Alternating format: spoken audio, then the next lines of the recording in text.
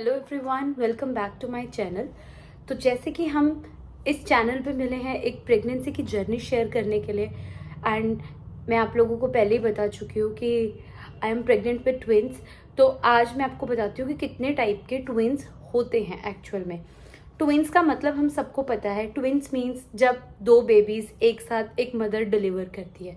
लेकिन ट्विंस में भी डिफरेंट टाइप ऑफ ट्विंस होते हैं। तो पहले हम डिस्कस करेंगे कि ट्विंस कितने टाइप के होते हैं, और उसके बाद हम देखेंगे कि डीसीडीए, एमसीडीए एंड एमसीएमए क्या होता है। तो ट्विंस होते हैं दो तरीके के ट्विंस में सबसे पहले ट्विंस होते हैं आइडेंटिकल ट्विंस। जैसा कि आपको नाम से ही पता लग रहा है, आइडेंटिकल ट्विंस मीन्स दो बेबीज जिनका फेस, जिनकी अपीयरेंस बिल्कुल सेम होगी और बेबीज के सेक्स भी सेम होंगे। या तो वो दोनों गर्ल्स होंगी या फिर वो दोनों बॉयज होंगे। आइडेंटिकल ट्विंस जो होते हैं उसमें एक ही एग एक ही स्पर्म से फर्टिलाइज होता है और बाद में दो में स्प्लिट हो जाता है। इसलिए ये दोनों बेबीज जो होते हैं इनकी जेनेटिक कंपोजिशन बिल्कुल सेम होती है। मतलब इनकी जेनेटिकली जो इन्फॉर्मेशन एक मदर से एक बेबी में ट्रांसफर होती है वो बिल्कुल सेम होती है। इसीलिए ये दोनों बिल्कुल सेम नजर आते हैं। अब सेकेंड टाइप के ट्विंस हैं फ्रेटर्नल ट्विंस। फ्रेटर्नल ट्विंस क्या होते हैं? जो ट्विंस 50-50% सिमिलर होते हैं। मतलब जैसे अगर एक मदर डिलीवर करती है दो बेबीज कुछ गैप के साथ, लाइक दो सिबलिंग्स जो होते हैं, जैसे उनमें 2 साल का गैप है, 3 साल का गैप है, तो जितनी सिमिलैरिटी उतनी उनमें होती है उतनी ही सिमिलैरिटी फ्रेटर्नल ट्विंस में पाई जाती है। तो बेसिकली ये बिल्कुल सिमिलर नहीं होते।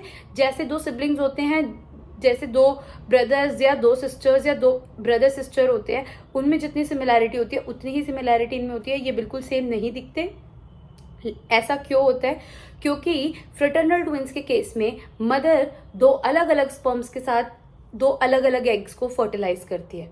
ठीक है, तो हमारा फ्रेटर्नल ट्विंस हो गया और आइडेंटिकल ट्विंस हो गया। आइडेंटिकल ट्विंस में सेक्स जो होता है वो सेम होता है, या तो दोनों बॉयज होंगे या दोनों गर्ल्स होंगे। लेकिन फ्रेटर्नल ट्विंस में ऐसा नहीं होता, उसमें दोनों बॉयज भी हो सकते हैं, दोनों गर्ल्स भी हो सकती है, या फिर एक बॉय और एक गर्ल भी हो सकते हैं। तो ये थे हमारे दो तरीके के ट्विंस। अब हम डिस्कस करेंगे कि प्लासेंटा शेयरिंग में कैसे डीसीडीए, एमसीडीए और एमसीएमए बनता है। तो सबसे पहले मैं डीसीडीए के बारे में डिस्कस करती हूँ, क्योंकि डीसीडीए जो होता है वो बहुत ज्यादा कॉमन होता है। डीसीडीए मतलब होता है dichorionic diamniotic twins. Dichorionic diamniotic, di means होता है दो, मतलब जिन बेबीज का दोनों का अपना अपना सैक होता है, मतलब वो दोनों अपने अपने अलग घर में रहते हैं और दोनों का जो प्लासेंटा होता है वो भी अलग अलग होता है। मतलब वो अपना अपना प्लासेंटा उनका अलग होता है, वो अपना अपना फूड मदर से ले रहे होते हैं, दोनों का प्लासेंटा अलग होता है।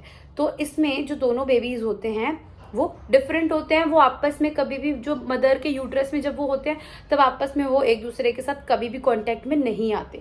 दोनों का सैक अलग होता है, दोनों अलग अलग, जिसको हम बोलते हैं वाटर बैग, दोनों अलग अलग वाटर बैग में अलग अलग पानी की थैली में होते हैं। उसके बाद होता है MCDA. MCDA means monochronic डाइएमनियोटिक twins. मतलब इसमें मोनोक्रोनिक मतलब होता है जिनका प्लासेंटा जो है वो सेम प्लासेंटा शेयर करते हैं।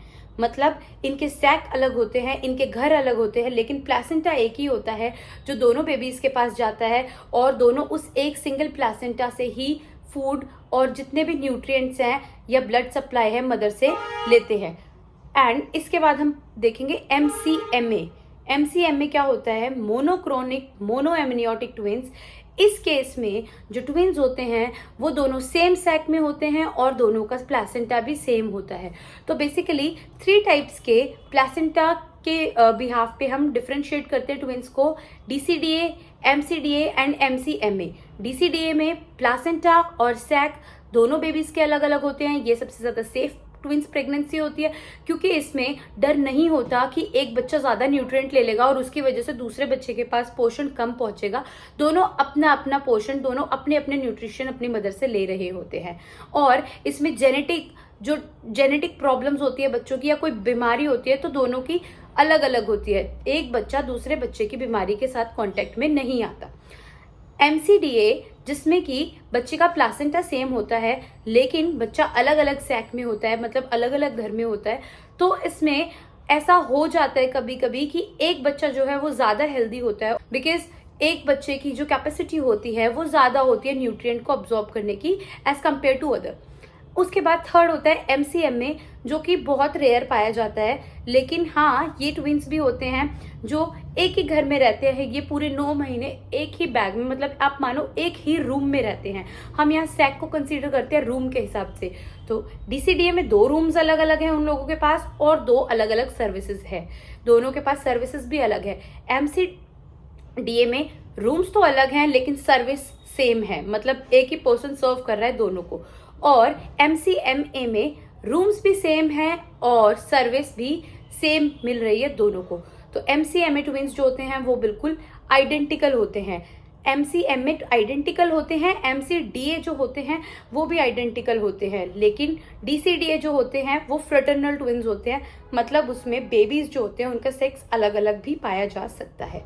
Hope you like this video, please stay connected with me. Have a good day. नमस्कार।